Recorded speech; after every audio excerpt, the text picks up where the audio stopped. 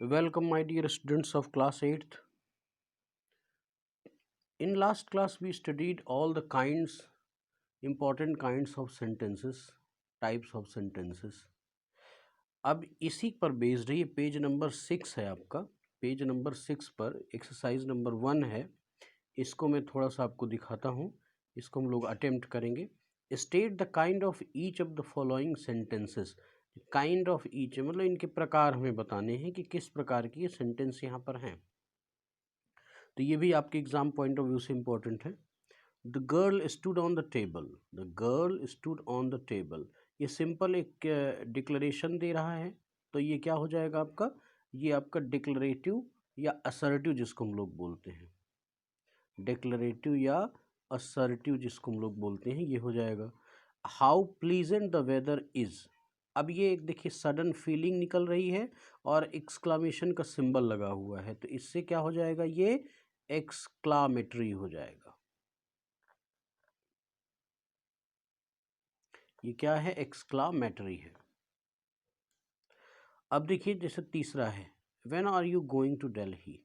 अब question mark लगा हुआ है और क्वेश्चन पूछा जा रहा है, तो इससे सिद्ध हो गया ये क्या है, इंट्रोगेटिव। ये क्या है, इंट्रोगेटिव टाइप का है। गिव मी सम मनी, ये क्या है, रिक्वेस्ट है ना, ये एक तरह की रिक्वेस्ट मेड की जा रही है, तो ये क्या हो गया, imperative. See singing a song, तो देखिए प्रेजेंट कंटिन्यूअस टेंस का ये सेंटेंस आपको एक डिक्लेरेशन दे रहा है, एक इंफॉर्मेशन दे रहा है, एक फैक्ट दे रहा है।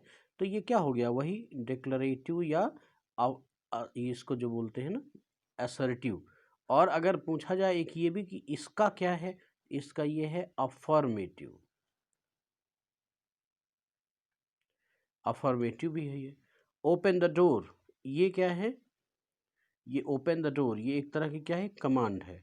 तो ये क्या कह रहा है, ये आपका क्या है, इम्परेटिव है ना। Why did you come here, तुम यहाँ पर क्यों आए, तो ये क्वेश्चन आस्किंग है। अब देखिए कि which type of the question, interrogative sentence, ये WH टाइप का, तो ये क्या है, इंटरोगेटिव है।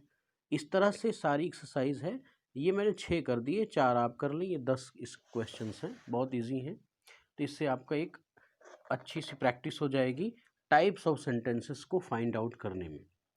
अब देखिए, अब आपका जो अगला इंपॉर्टेंट टॉपिक है वो क्या है, सब्जेक्ट एंड प्रेडिकेट। ये बहुत महत्वपूर्ण है। तो किसी भी सेंटेंस में सब्जेक्ट क्या होता है, जो उस सेंटेंस का जो मेन पार्ट होता है, मेन डूअर होता है, डूअर ऑफ एक्शन, जो जिसके बारे में पूरा सेंटेंस फोकस करता है, वो सब्जेक्ट होता है। सब्जेक्ट नाउन हो सकता है, एक प्रोनाउन हो सकता है। और प्रेडिकेट क्या होता है, रेस्ट ऑफ द सेंटेंस, यानी सब्जेक्ट के अलावा जो रेस्ट ऑफ सेंटेंस है वो क्या होगा, प्रेडिकेट होगा। और एक प्रेडिकेट जो मिल के बना हो सकता है, एक प्रेडिकेट किसके देखिए सब्जेक्ट और प्रेडिकेट, तो जो प्रेडिकेट है वो किससे मिल के बना हो सकता है, वो आपका उसमें वर्ब हो सकता है, एडवर्ब हो सकता है, एडजेक्टिव हो सकता है, मतलब अदर पार्ट ऑफ स्पीच जो सब्जेक्ट में। अब ये जैसे सब्जेक्ट है आपका, तो इसमें नाउन और प्रोनाउन, ये दो प्रमुख चीज़ें होती हैं। और इनके जो एक्सपेंशंस होते हैं, इनके जो एक्सपेंशन कैसे होते हैं कि इनके मॉडिफायर्स यानी जो एग्जेक्टिव्स होते हैं उनको लगाया जाए तो भी पूरा का पूरा सेंटेंस, अभी मैं बता रहा हूँ, वो भी सब्जेक्ट के ही तहत आएगा। लेकिन सब्जेक्ट से रेस्ट ऑफ सेंटेंस जो कि जिसमें वर्ब हो सकता है, एडवर्ब हो सकता है, अदर जितने भी पार्ट ऑफ सेंटेंस है वो हमारे प्रेडिकेट के अंतर्गत आते हैं। अब देखिए जैसे मैंने कहा Ram is my brother, Ram is my brother. अब देखिए इसमें सब्जेक्ट क्या है, राम, और बाकी फोकस क्या है, इज माई ब्रदर। ये क्या हो जाएगा, ये होगा आपका सब्जेक्ट और ये होगा आपका प्रेडिकेट। ठीक है, तो ये जो सब्जेक्ट एंड प्रेडिकेट, अब प्रेडिकेट में 3 वर्ड्स हैं। ठीक है, तो ये राम आपका सब्जेक्ट हो गया, ये नाउन है। इसी तरह से मैं अगर कह दूं कि ही इज माई ब्रदर, अब जरा यहाँ पर देखिए, ही क्या है, एक प्रोनाउन है, प्रोनाउन सब्जेक्ट के रूप में हो गया, यूज और अदर पार्ट ऑफ सेंटेंस ये क्या हो गया आपका, प्रेडिकेट हो गया। लेकिन होता क्या है कि इन नाउन और प्रोनाउन को हम सब्जेक्ट में तो रखते हैं, बट कभी कभी इनके मॉडिफायर्स भी होते हैं, तो वो मॉडिफायर भी सब्जेक्ट के ही रूप में आएंगे। जैसे मैंने कहा दिस बुक इज माइन, अब देखिए यहाँ पर ये दिस बुक, ये डेमोन्स्ट्रेटिव एडजेक्टिव के साथ ये बुक आपका नाउन है, और ये पूरा का पूरा ये दिस इसका क्वालिफायर हुआ, तो ये पूरा का पूरा पार्ट ऑफ सेंटेंस मिला के क्या हो जाएगा आपका सब्जेक्ट हो जाएगा। रेस्ट ऑफ द पार्ट ये आपका क्या हो जाएगा, प्रेडिकेट हो जाएगा। अब देखिए, अब मान लीजिए हमने आपके सामने लिख दिया ब्रेव, ऑनेस्ट, पुलिसमैन,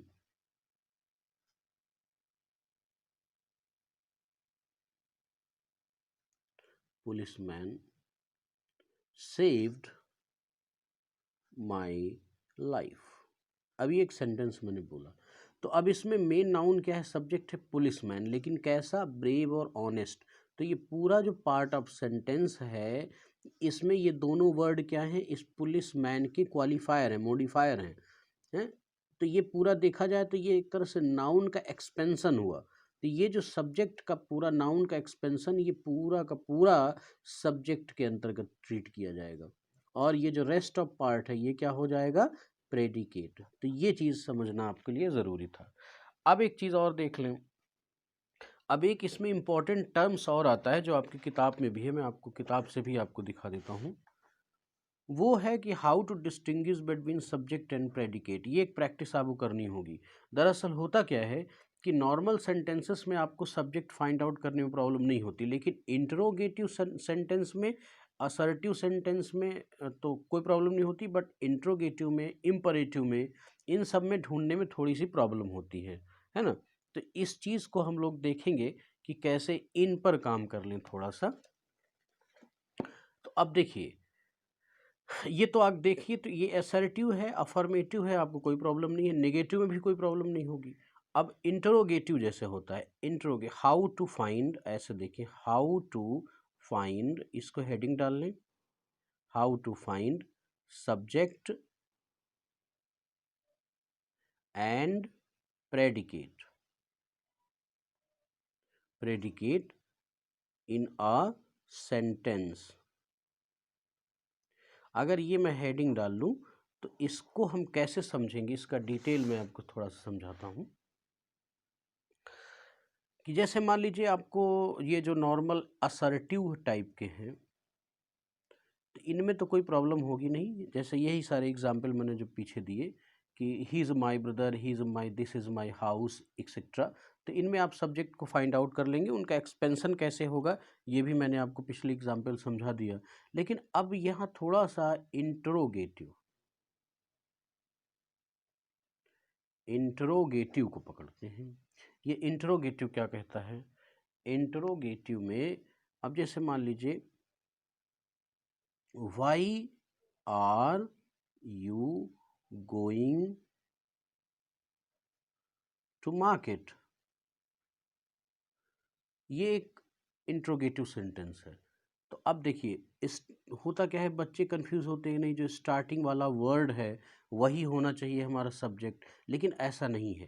तो यहाँ पर फोकस किस जगह पर है, यू, डूअर कौन है, ये सेंटेंस मेनली किसके लिए फोकस कर रहा है, यू के, जबकि इससे पहले वाई और आर ये दोनों पहले लगे हुए हैं। लेकिन आपको ये तो क्वेश्चन आस्किंग वर्ड हो गया, इंट्रोगेटिव वर्ड हो गया, ये आपकी हेल्पिंग वर्ब हो गई, बट आपका मेन नाउन इसमें कौन सा है, नाउन या प्रोनाउन ये ढूंढना है। यू है, क्या इसका एक्सपेंशन यहाँ कहीं है, नहीं है, तो इसका मतलब ये हमारा यू क्या हो गया, सब्जेक्ट हो गया, और अदर पार्ट ऑफ सेंटेंस जो हो गए जिसमें वर्ब है, ऑब्जेक्ट है, एक्सेट्रा, ये सब क्या हो गए, आपके प्रेडिकेट हो गए, ये आपके प्रेडिकेट हो गए। तो इस तरह से जैसे डू डज लग गया, तो आपको डू डज को आपको वो सब्जेक्ट नहीं बनाना है, आपका जो सब्जेक्ट होगा वो क्या होगा, जो यहाँ पर नाउन या प्रोनाउन दिया होगा या उसका एक्सपेंशन या मॉडिफायर जो उसके साथ इंक्लूड किया जाए वो होगा आपका। तो इस तरह से हम लोग थोड़ा सा प्रयास करके समझ सकते हैं। जैसे मान लीजिए मैं एक और एग्जांपल देता हूँ, are you reading this book, ये हमने क्वेश्चन किया। तो यहाँ पर आर पहले आया है, बट ये आपका सब्जेक्ट नहीं है, यू है। क्या है? यू, क्योंकि ये डूअर है, ये डूअर है, ये कार्य करने वाला है, इसलिए ये सब्जेक्ट हो गया। तो हम यू को यहाँ पर सब्जेक्ट मानेंगे। तो इस तरह से थोड़ा सा इंटेलिजेंस यूज करके हम इंटरोगेटिव सेंटेंसेस में कैसे फाइंड आउट करेंगे सब्जेक्ट, ये निकाल सकते हैं। अब जरा सा इंपरेटिव को देखिए। इंपरेटिव में क्या होता है? ऑर्डर, कमांड, रिक्वेस्ट, ये सारी चीज़ें मैड की जाती हैं। अब देखिए, ऑर्डर, कमांड और रिक्वेस्ट दिया जाएगा तो किसी सेकंड पर्सन को ही दिया जाएगा। मैंने कहा क्लोज द डोर, ये क्या है? क्लोज द डोर, ये एक तरह से कमांड हमने दे दिया, ऑर्डर दे दिया। अच्छा, क्लोज द डोर। अच्छा, तो अब इसमें सब्जेक्ट कहाँ रखा है? ये तो द डोर, जिसको क्लोज करना है वो तो ऑब्जेक्ट हो गया। क्लोज ये आपका एक्शन हो गया, पर एक्शन को करने वाला डूअर तो इसमें लिखा ही नहीं है। तो होता क्या है, जरा इसको सेंसफुली अगर समझे, इसमें मैं एक शब्द जोड़ता हूँ you, you close the door. लग रहा है कि नहीं? यानी जो ऑर्डर या कमांड दी जा रही है या रिक्वेस्ट मिड की जा रही है वो किसी न किसी थर्ड पर्सन से की जाएगी, यानी दूसरे व्यक्ति से की जाएगी। तो वो दूसरा जो व्यक्ति है उसके लिए सदैव हम लोग एज अ सब्जेक्ट यू मान लेते हैं, ये इसमें छुपा होता है। तो इस तरह से इंपरेटिव सेंटेंसेस अगर आ जाएं तो उनमें क्या होगा? हमारा सब्जेक्ट यू होगा, वो हिडन फॉर्म में होता है। ये सब्जेक्ट कैसा है? हिडन फॉर्म में है, हिडन फॉर्म में है ये हमारा यू, इंपरेटिव। ठीक है, अब देखिए सब्जेक्ट प्रेडिकेट, अब इसमें से भी आप देख लें, मैं आपको इस एग्जांपल से भी कुछ दिखवा देता हूं। जैसे कि ओपन द डोर, यहां पर लिखा है, तो you is regarded as a subject, तो यहां पर क्या छुपा हुआ है? यू छुपा हुआ है। अब ऐसे देखिए, in an exclamatory sentence you can distinguish between the subject. अब देखिए, exclamatory sentence, in an exclamatory sentence we can distinguish between the subject and predicate by changing the order of the word. अब देखिए, मैं आपको इस चीज़ को थोड़ा ऐसे समझा देता हूँ। एक्सक्लामेटरी, जो एक्सक्लामेटरी होगा उसमें हम कैसे फाइंड आउट करेंगे? जैसे how beautiful is this, how beautiful is this, कुछ भी हो सकता है। तो अब इसमें आपको ऑर्डर चेंज करने का मतलब, किताब के चक्कर मत पड़े, मैं आपको बता रहा हूँ कि नाउन प्रोनाउन फाइंड आउट करें। तो ये दिस क्या है आपका? ये प्रोनाउन है, यही है आपका सब्जेक्ट। अब ये देखिए, ऑर्डर में जाएंगे तो ये पीछे लगा हुआ है, लेकिन अगर आपने कॉन्सेप्ट को पकड़ा है, पहले वाले वर्ड में हाउ को अगर आपने सब्जेक्ट मारा तो गलत हो गया, और rest part of the sentence क्या हो जाएगा आपका? प्रेडिकेट, है ना। अब देखिए, जैसे मैंने कहा what a nice dish is this. अब देखिए, अब यहाँ पर ये पूरे सेंटेंस में सब्जेक्ट फोकस किस पर कर रहा है? What a nice dish, dish भी लगा है लेकिन डिश भी है, यहाँ पर सब्जेक्ट आपका क्या होगा? डिश होगा। इस तरह से यहाँ से आप किताब से मैं एक दो एग्जाम्पल आपको दिखा देता हूँ। जैसे कि how happy she was, how happy she was exclamatory sentence है, क्योंकि एक्सक्लामेशन हो रहा है, आश्चर्य हो रहा है, सरप्राइज हो रहा है। तो अब यहाँ पर नाउन और प्रोनाउन ढूंढिए, पहले कौन है? सी, फोकस किस जगह पर हो रहा है? किस नाउन प्रोनाउन पर फोकस हो रहा है? यही तो है आपका। अब इसका ऑर्डर चेंज करना ही सिखाता है, आप कुछ मत कीजिए, केवल आप उस नाउन प्रोनाउन को ढूंढिए जिस पर सेंटेंस आपका फोकस कर रहा है। हो गया, आपका आपका मिल जाएगा। अब देखिए, जैसे मैंने आपको इसमें से दो एक और एग्जाम्पल मैं आपको दिखा देता हूँ। हाउ शॉकिंग इट इज़, देखिए इसको, हाउ शॉकिंग इट इज़। तो यहाँ पर प्रोनाउन के रूप में क्या यूज हो रहा है? इट यूज हो रहा है ना। तो यही तो है आपका सब्जेक्ट, इसी को आपको सब्जेक्ट बना देना है। अब देखिए, what a terrible site it was, ये कितनी टेरेबल साइट थी, वाह। तो अब यहाँ पर ये इट है, इट के लिए संबोधन किया गया है ना। ये इट आपका एक प्राइम फैक्टर है, इसलिए ये क्या हो जाएगा, ये प्राइम डूअर की तरह है, ये सब्जेक्ट है आपका। हो गया, काम खत्म। इस तरह से स्टूडेंट आपने देखा कि कैसे हम लोग इन सेंटेंसेस में सब्जेक्ट एंड प्रेडिकेट को फाइंड करेंगे। ये बहुत बड़ी चीज़ थी, ये बहुत ज़रूरी भी थी। अब देखिए एक्सरसाइज नंबर आपकी 2 क्या है, that would be your homework. इसको आप कर लीजिए। अब ये क्या है, identify subject and predicate in the following sentence and right in the box below. इस नीचे एक बॉक्स है, देखिए ये सब्जेक्ट का, ये प्रेडिकेट का। तो जैसे सेंटेंस नंबर 1 है, the girl stood on the wall. अब इस सेंटेंस को आपने पढ़ा, सब्जेक्ट में क्या होगा, तो यहां पर होगा द गर्ल, द गर्ल। अब रेस्ट ऑफ द सेंटेंस क्या है, स्टूड ऑन द वॉल।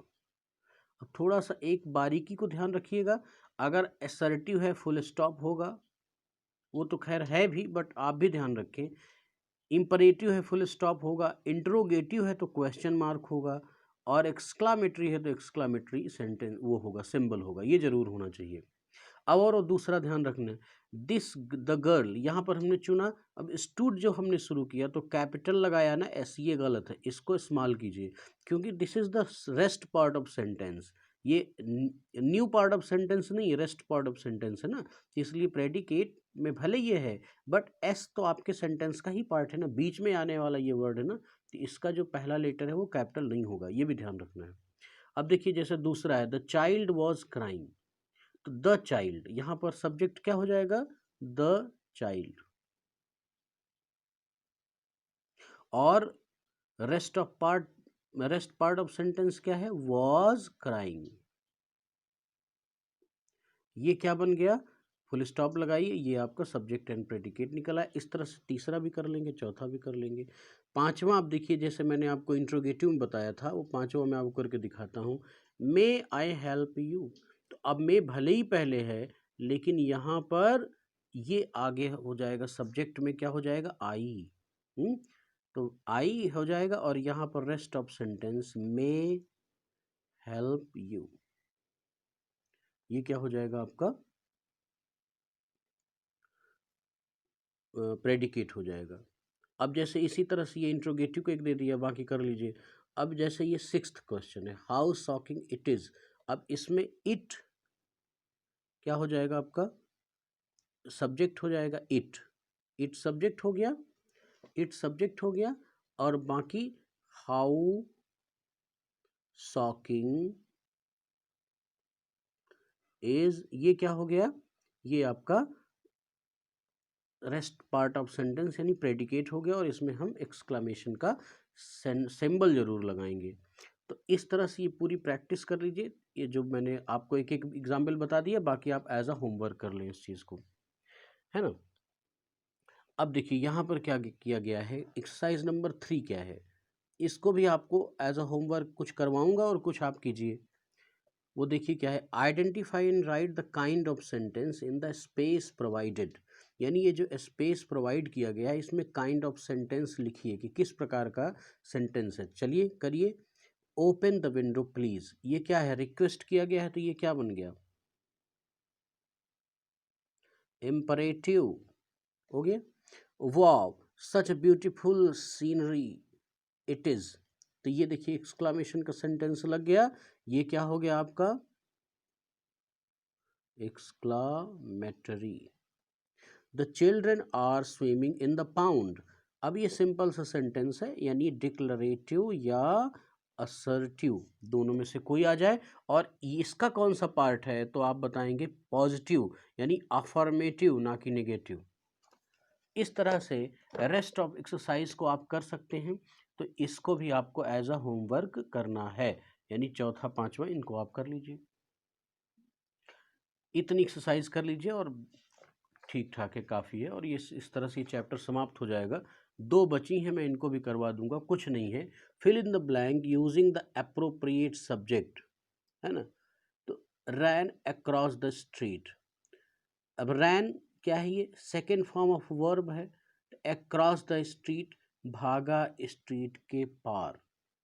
तो आप तुरंत लगा लीजिए इसमें सब्जेक्ट, ये अपने दिमाग से आपको चुनना है कि आप अपना क्रिएशन, कोई डॉग लगा सकता है, कोई बॉय लगा सकता है, कोई गर्ल लगा सकता है, कुछ भी आप लगा लें जो आपके अकॉर्डिंग सुटेबल हो, इसके इस सेंटेंस के अकॉर्डिंग। तो ये चीज़ करना है, ये आप अपने से कर सकते हैं। अगर इतना कर लेंगे तो ये भी कर लेंगे। और complete the sentence by using appropriate predicate, ये भी प्रेडिकेट का आपका, the colonies of that area, the colonies of that area. अब इससे रिलेटेड कई सारे भाव आपके आ सकते हैं, वो आप फिल कर दीजिए। और नहीं बनेगा तो मैं अगली क्लास में इन दोनों एक्सरसाइजेस को करवा भी दूंगा, कोई प्रॉब्लम नहीं होगी। लेकिन इतना जितना मैंने करवाया ये ज़रूर कर लीजिएगा, ये बहुत इंपॉर्टेंट है आपके लिए। तो student, thank you very much.